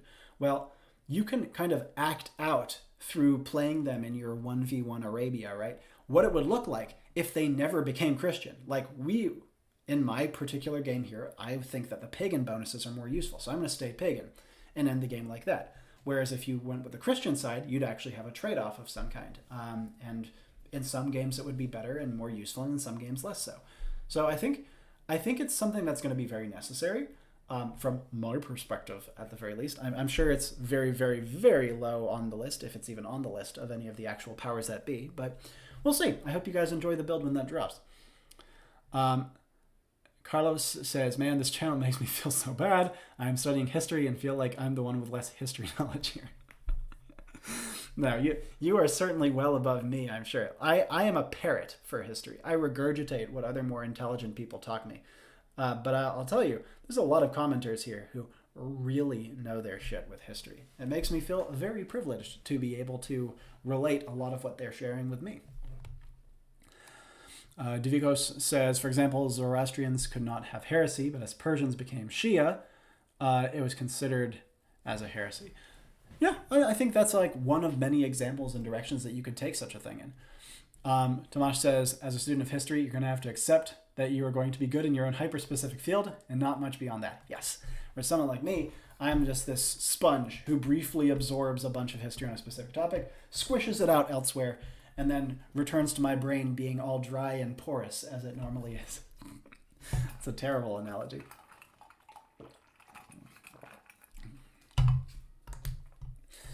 Biarca says, totally, Age of Wonders 3 looks too much like all the other 4X games. 2 is kind of the bridge between the two, like sitting between two chairs. Yeah, brilliant analogy. Carlos says, I know, but I feel like I'm too much into historiography and too less into real history. Well, how would you define historiography, Carlos? I mean, I would consider myself a hobbyist, for example. Like, where do you draw the line between the two? Zastar says you could have mutually exclusive texts in the monastery /TC, similar to the 2 bow texts you were suggesting in the Bowman rework.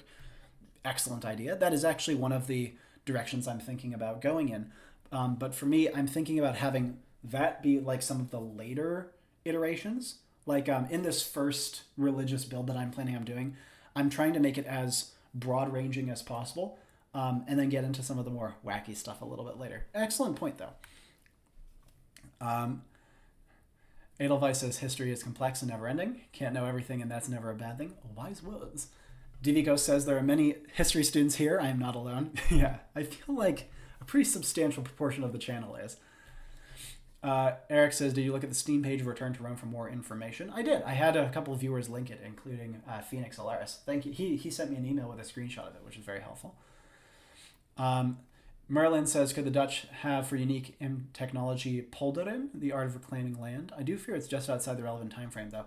I did a similar idea in my build where it was about farm shape and how you could place farms. I think you certainly could turn an idea like that into an Imperial Age unique technology. In fact, it might even be a little more fitting to do so. Yvonne proposes some ideas for how to implement different religions. Tomasz says, Robbie, I don't think you need to be too humble. Already I disagree with you. Your video on dynasties versus ethnicities was really good with history, I'd say. I like that you are oftentimes critical of your sources. Thank you. I feel like being critical of sources is probably the single most useful skill I have come across in doing this channel. Like, I read something online and immediately a bonus or something comes to my mind. I'm like, oh, great, I'm going to implement this in game. And then I read a little further, and it turns out that it's just pretty much LARPing. Like, a lot of people write all sorts of weird shit on the internet. Theorycrafting, anyone? Tomasz clarifies historiography is the study of historical writing, not history itself. Oh, okay, I see. I mean, it's a good subcategory. It's basically the history of historians. Ha ha ha ha.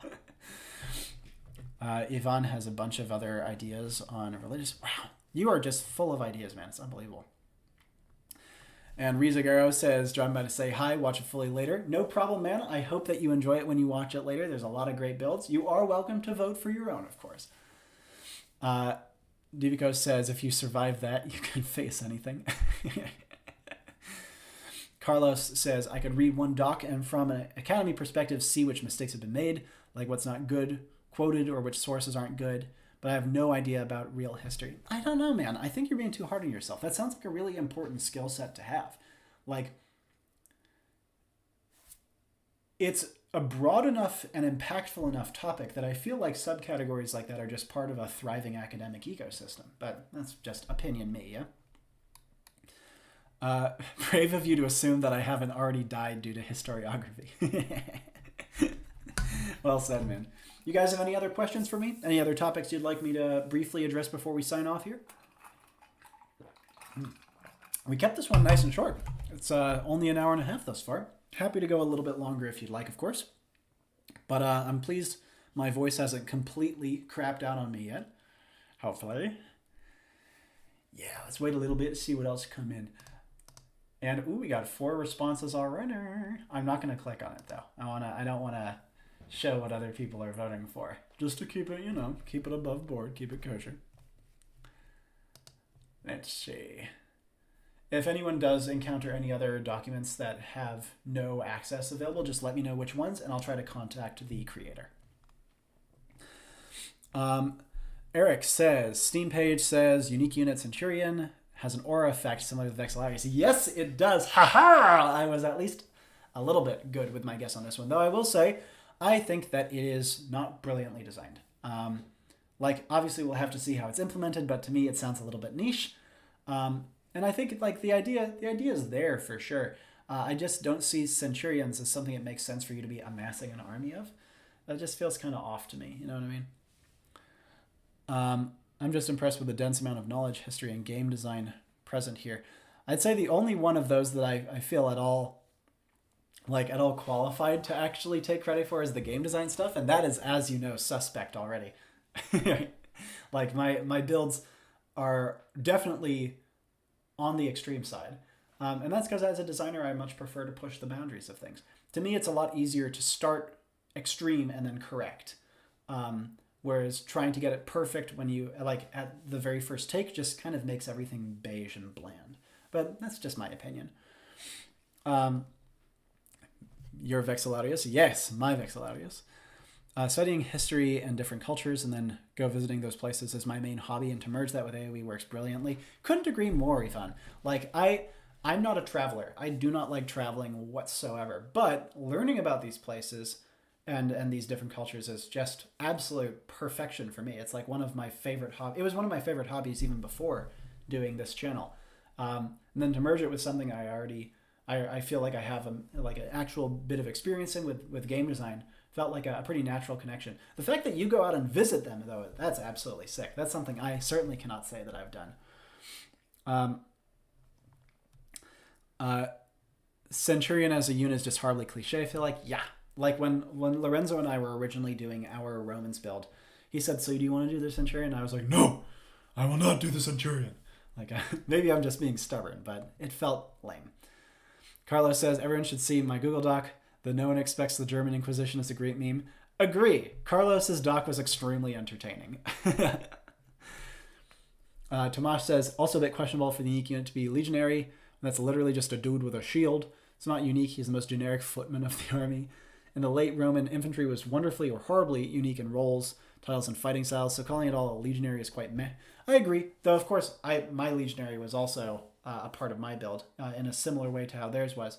I think that if in future I ever do more expansive technology tree assessments, it would be very fun to go into more depth and to add further unique stuff to builds like the Romans, just because I think not only is it more fun, I like more stuff, more variety is fun, but I don't know whether, I think it's a matter of how much people want to see me doing something like that, but I also think that things like the Legionary being chosen is a matter of kind of accessibility. People expect to play with Legionaries when they're playing the Romans. And so me taking a risk with a Vexillarius was a risk, but one I think worked out and is one of my favorite parts of the build. Christopher says, do you think the reason why Romans will not be able to be played in ranked? What? Due to the DLC being quite expensive for just one civ? Or do you think it's more to do with the wacky design, unfit for ranked? Excuse me.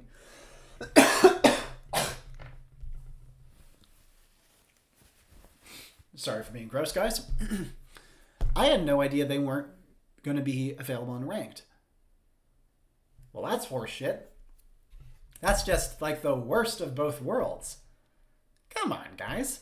If you're going to release the civilization, allow us to actually see how it works in practice. My guess, okay, if that's actually true, I think it's because of backlash. I think it's because a lot of people, and this to me is one of the most smooth brain takes in current Age of Empires, saying, oh, Romans don't belong in the game. Yes, they do. Shut up. Apologies if you actually believe that. I'm exaggerating here. But still, I could not disagree more with that sentiment. So I think it's due to backlash if that is the case. I hope they reverse that decision. Yvonne says, learning about battles, sieges, and cultures, and going to see the castles, cathedrals, cities, and cultures in person is a sublime experience. It sounds amazing. That's awesome. That sounds so cool, man. Zaster says, Legionary should just be a unique upgrade to the sword line. Yep, that's what I did. I think that's what they're going to do with their build, too, at a guess. Eric says, I did think it wouldn't be really right to have to pay the full price for the full DLC if you only want to play AoE 2 Romans. Yeah. I have a policy where I only buy Age of Empires DLCs when they're on sale for under $5. And I think that's going to be especially true with this one. Financial advice me. Bjarke says, true enough, Yvonne, traveling can be rather stressful, though. Yeah, I frickin' hate traveling, man. People who are good at traveling always impress me. That's something that I wish I were better at, especially because half my family live in China, you know what I mean? Tomash says they updated the Steam page saying that Romans won't be playable in ranked. Oh my god. How to insult both Romans fans and Roman haters. Yeah, seriously. Worst of both worlds. Terrible frickin' idea. Absolutely stupid. And Edelweiss thinks so too. Divico says, I saw the Rathaus. Is that Rathaus or Rathaus? Of Brussels, the Burgundian wonder. It's actually a wonder. Yeah, I bet it is.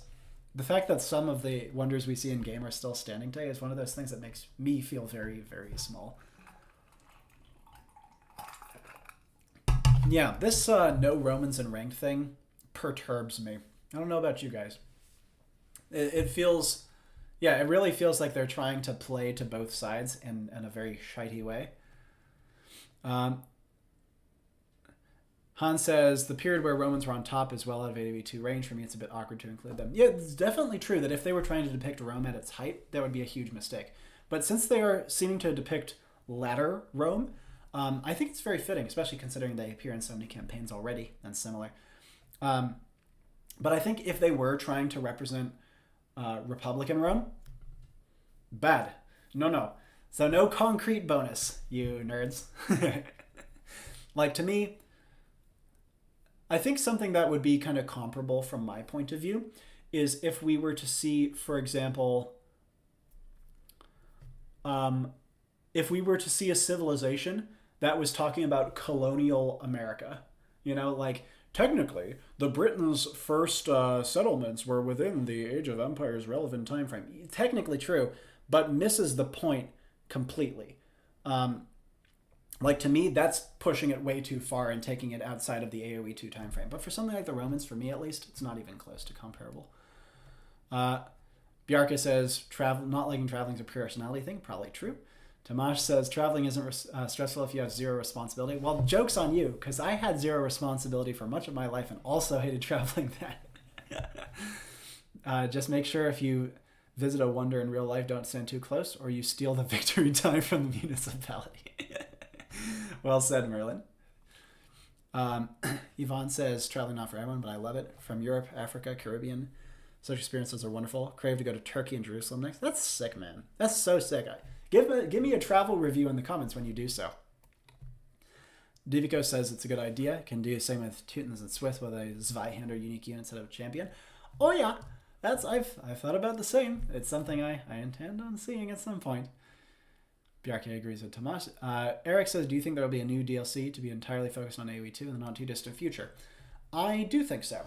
They had a roadmap that they released at the beginning of this year, I believe, that said very mysteriously, oh, so you liked Dynasties of India, did you? Well, we're listening. Mm-hmm. And to me, that says that they are going to put out another proper DLC. Probably one that subdivides an existing civilization. If I had to guess which civilization that would be, it would probably be the Slavs, the most glaring issue I currently see in game. If not the Slavs, there's a chance, if we're lucky, we get the Chinese. I don't think it's likely, but man, a Chinese subdivision is one of my greatest dreams in AoE 2. Though they could be trying to misdirect with the whole, oh, so you liked Dynasties of India thing, and are just going to release a more standard expansion. But I do think we will see one before the end of the year. Tomash says, I think having a strict time frame is quite damaging. I don't hate some civs depicting 16th century history, but for example, I think it's really dumb to consider anything post-Reformation for Europe. Yeah, my rule of thumb is 400 to 1600 AD. That encompasses everything that the game currently depicts in things like scenarios and campaigns. But obviously within that, there is a little bit of wiggle room. Like, for example, my Jurchen's build talks a little bit about stuff that happened like just after 1600, only a little bit. And like the build would just work just as fine if you removed that portion. But I think that there comes a point where you say, okay, this is definitely a hard cutoff. And for me, 1600 has served me fairly well, especially for things like making my history sections not go too long. Bjarke says, if we only could teleport around while traveling, seeing all the sights and having a great time, then going home to sleep and relax. You know, I think even if we could do that, I'm not sure if I would. I'm such a homebody, man. I like being home too much. Tomasz says the discovery of the Americas is one of the most arbitrary ending points you could choose either way. Oh yeah, especially seeing as, you know, there was plenty going on in the Americas before they were discovered. Like, that's something I've been trying to depict with my builds, and obviously something I want to go into more detail on. It's just a shame that there are so few easily accessible English sources on the internet. With luck, though, I might be able to bypass that issue with a future build. We will see, though. When do you think they'll release a new roadmap, if at all? I think that if they might do it mid-year. If not, it's going to be next year or like end of this year. Not sure, though. Yvonne says, obviously flying does not bother me. The thing is, like, flying I don't hate. I just don't like being away from, like, my place. Like, the flight part I kind of like, even. It just always feels so, I don't know, scary. I get very scared being away from home. Yeah, but I do need to, there's some travel that I absolutely need to do. I need to visit Scotland. I need to visit China. Those are the two big ones. Divicos says, I feel like Burgundians are what you say. They are only the Burgundians from 1363. I don't see the Germanic tribe in their design. Yeah, I agree with that. It's something that would be cool to see, though it's obviously a little bit harder to find information on the Germanic Burgundians. Excuse me. And as such, it might be difficult to incorporate those ideas into a design like that, but an effort towards that sort of design would be very, very well appreciated. The only time I'd go beyond 1600 would be to have Pai as the narrator of the Jurchen campaign. That's a fair point, then. Home is the best place. Feel you a lot. Yeah, it certainly is. Like, I recently moved house with my wife and son like 5 months ago. It's almost 6 now. Wow, time flies. And that felt so weird. Like, the first night we slept there, I woke up and I was like, oh yeah, I'm in a hotel. No, wait, I'm not in a hotel. I'm in a relative's house. Wait, this is my house. Bizarre. Tomasz says, Burgundians are really funny to me because they probably the single most specific civilization included so far, yet they made them an umbrella anyways. Why do they have Flemish Revolution? I know. Awful idea. I freaking hate Flemish Revolution. The funny thing is, I quite like the Burgundians' design in many regards, except for that. They really screwed the pooch with that one. Merlin says, don't like travel either. Love architecture, though, and nature. Oh, yeah. I mean, your mastery of architecture is obvious, man. For those who haven't yet, go check out Merlin's Instagram. His really, really talented stuff out there. Fantastic artist. Merlin, if you want to drop a link to your Insta, by the way, I don't have it up right now, but if you... Actually, I'll just scroll up and grab it. There we go. Merlin's Instagram, for those who haven't taken a look at it yet. With luck, you'll see more of him. Yvonne says, I'd love to do the Scottish Highlands. Such a heavenly place. Yep, that's where a good chunk of my family heralds from. The Scots are a build that you will see on this channel. You will. Mark my frickin' words. I actually have them planned right now for a little special event.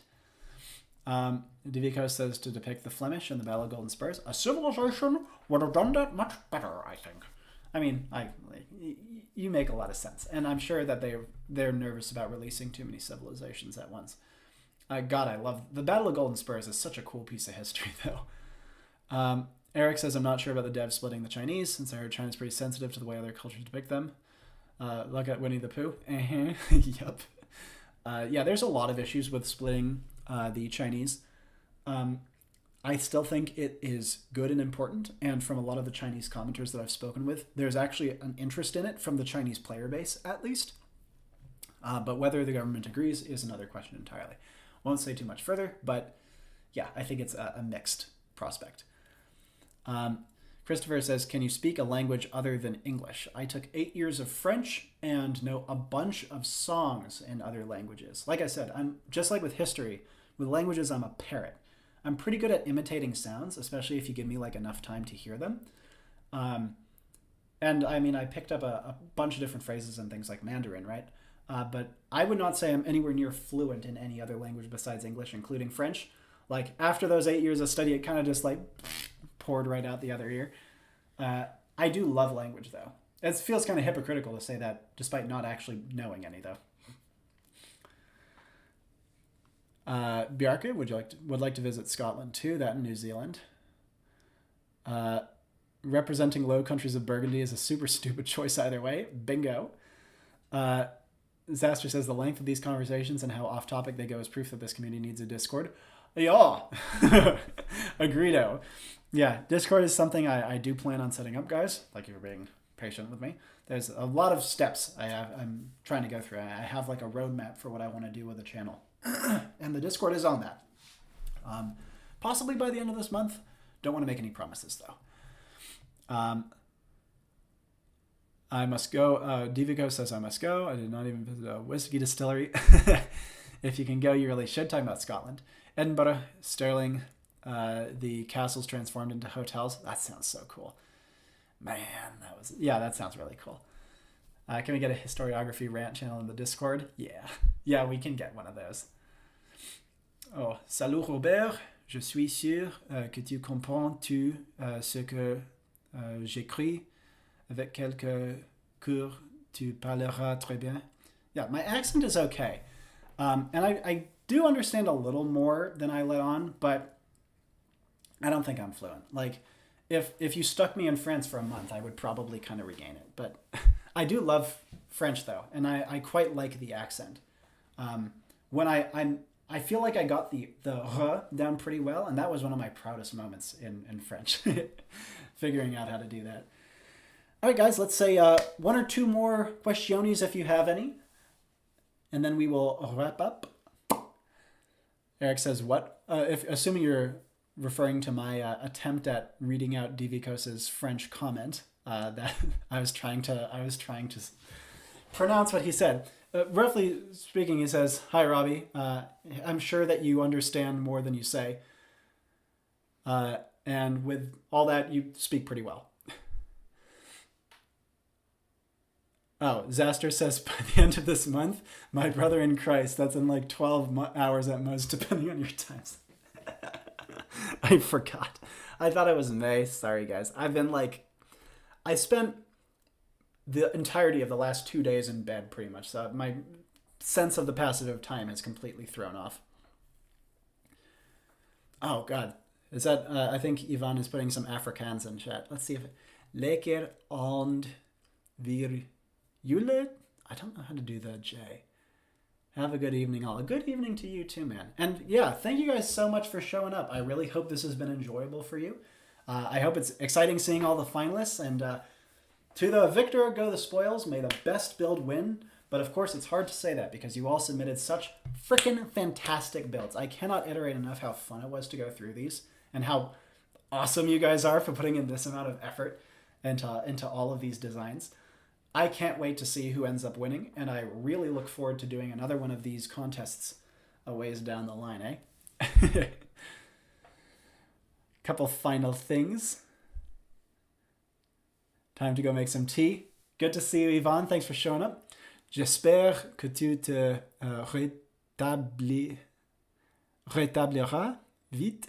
I've never seen that word before. I'm guessing it means like relearn. Well, thank you for saying so, Edelweiss. Eric, what is the difference between the Franks and Burgundians' language? Like, why do only Burgundian villes say bonjour? I think it's about time frame. Like, the Franks are definitely being depicted as speaking an earlier version of French. The Burgundians are speaking a later dialect, because they are obviously, like, a little ways away from the heartland, so to speak. And France, it's a big country. There's a lot of dialects out there. different idioms, but basically different pronunciations. Interesting. Oh, God. Merlin, why are you making me try to speak Dutch? Hele fin avond. Jesus, I don't know about that. Bjarka says, can't wait to see the Theorycraft that I predicted. Oh, you will laugh how many similarities there are. My goodness. And Diviko's whipping out his multilingualism. Man, I wish I could do that. All right, guys, I think we're going to wrap it up. Once again, thank you so much for contributing to the contest. I hope it's been enjoyable to watch and participate. And make sure to go vote and contribute your thoughts. The voting will be open for a week. Once again, I hope that me being sick has not detracted too much from this presentation. I hope it's been fun chatting. And as always, my name is Robbie Hill. And ciao for now, everyone.